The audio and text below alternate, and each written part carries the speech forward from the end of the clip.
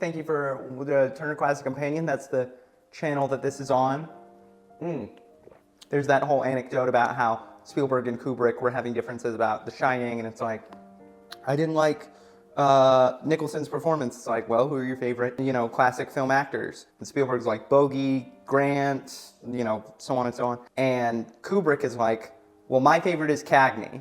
And so that's why there's this dissonance here. Cagney's the best of the best. He was in some of the greatest crime films of the 30s. Public Enemy, Taxi, Angels with Dirty Faces, The Roaring Twenties. This was a man who was the incorrigible. He was the tough guy. But he was a classically trained theater actor who loved musicals and who loved showmanship, and he was definitely getting typecast, particularly by his holders at Warner Brothers. That's who he was contracted with. Warner Brothers ended up letting him do one movie that kind of broke from that mold, which was Yankee Doodle Dandy, where he played George M. Cohan. And that was a huge hit to the point where he won an Oscar. But he was just kind of tired of being drug around by Warner Brothers and divested from them after that win. And it was a sort of mutual thing. From what I gather, Jack Warner of Warner Brothers was very not interested in the Cagney business. They didn't like each other. It was a very Dustin Hoffman, life's too short to work with James Cagney. And while there was this unspoken vow to never reune, Cagney at some point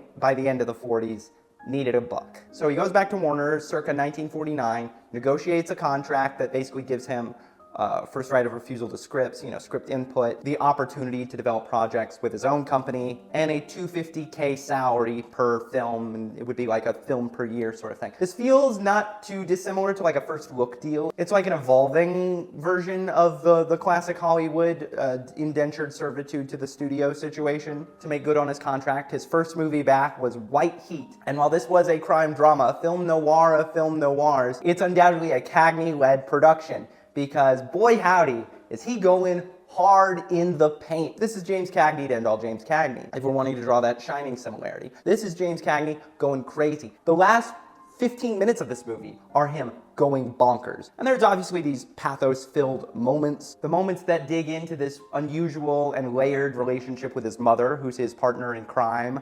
That's like one of the crazy things about this film. And I think in many ways it's just a much less high stakes example of early example of a chase movie where the whole movie feels like it's a bunch of people chasing after one another. And I guess every crime movie is that way, but this feels like it's very much, hey, we're going from this place to this place to this place. And the movie ended up being not only a relative financial success, but probably one of the best gangster films of all time. It kind of holds that crown.